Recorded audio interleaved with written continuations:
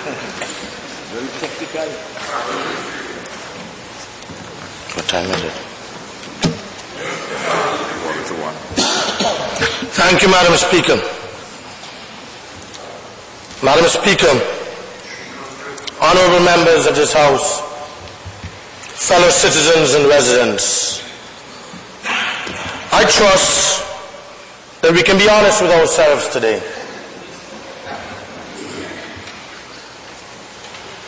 And we can recognize that the reason that we are today in this Parliament is because the United Progressive Party sincerely believes that the difficulties facing our island Stanford will turn around its fortunes in an election which it's on the course to lose.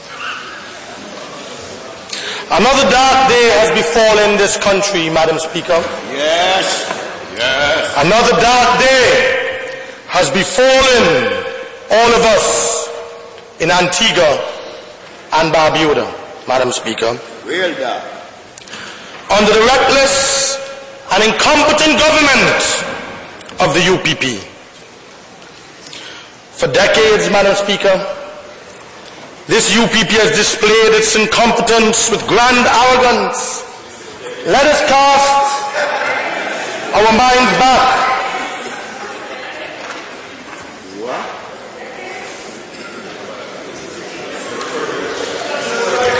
Members of the gallery, please.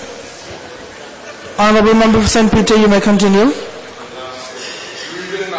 Madam Speaker, I wish not to be disturbed by the members of the other side and by the gallery.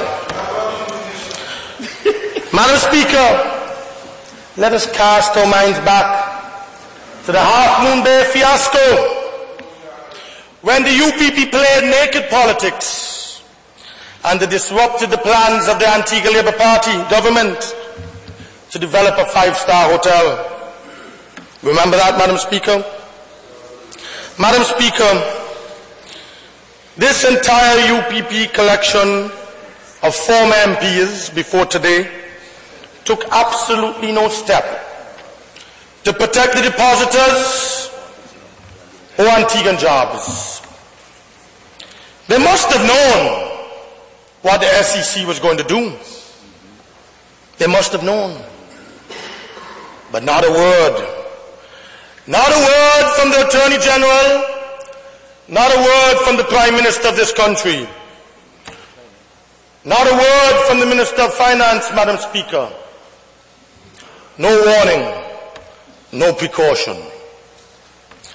The offshore financial sector of Antigua and Barbuda, Madam Speaker, has received a blow, a tremendous blow, from all the negative publicity in all the international media. Yet, Madam Speaker, this UPP government has done absolutely nothing to protect the integrity of the jurisdiction. Other banks, Madam Speaker, in the offshore sector have had requests for withdrawal of funds and many expressions of nervousness. Yet, the UPP did not even make a statement to the international community and to the many clients of the offshore banks in Antigua and Barbuda under our jurisdiction. Another manifestation, Madam Speaker, of the UPP incompetence. Several days passed and nothing from the UPP, nothing. The deafening silence of the Minister of Finance, the deafening silence of the Attorney General, except two ministers or two ministers of government going around the country telling people, withdraw your money from Stanford Bank. Would it? Reckless and senseless, Madam Speaker. Would it? Madam Speaker, Would it? this sort of event, Madam Speaker,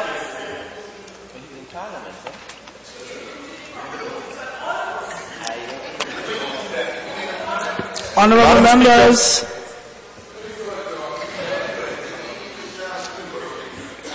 This sort of event never occurred during the Antigua Labour Party administration. In fact, Madam Speaker, the Paris-based Financial Action Task Force and the Caribbean Financial Action Task Force, they did not blacklist Antigua and Barbuda.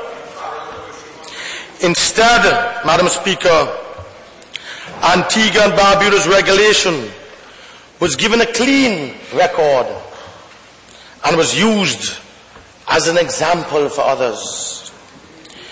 Therefore, any untoward activity, Madam Speaker, in which Stanford might have been involved, let the record show it did not take place under the ALP's watch.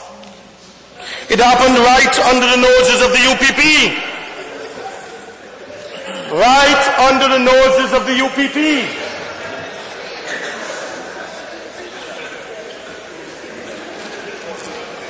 The critical question, Madam Speaker, the critical question is whose eyes and whose ears were closed? Who fell asleep at the wheel?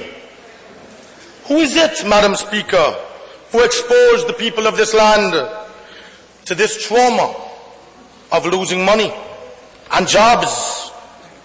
It was not us. It was them.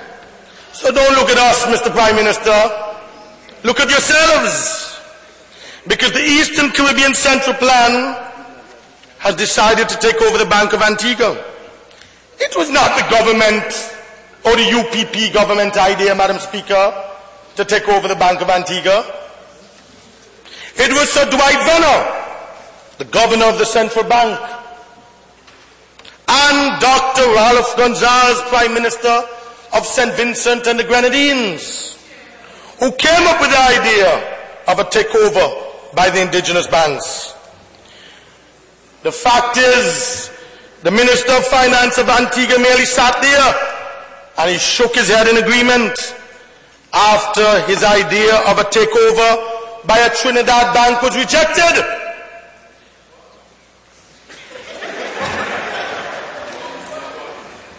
The Minister of Finance of Antigua and Barbuda remained mostly silent as the details were worked out, Madam Speaker. Embarrassment at the fact that the central bank would not allow any greater participation by the UPP government. Madam Speaker, I know what I'm speaking about. We in the Antigua Labour Party know what we're speaking about.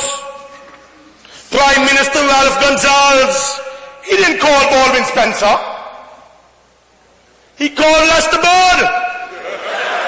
He called Lester Bird, Madam Speaker. This is a fact. Prime Minister Ralph Gonsalves, he knows that. Because after he finished speaking with Lester Bird, and he put down the phone with Lester Bird, he called Prime Minister Spencer.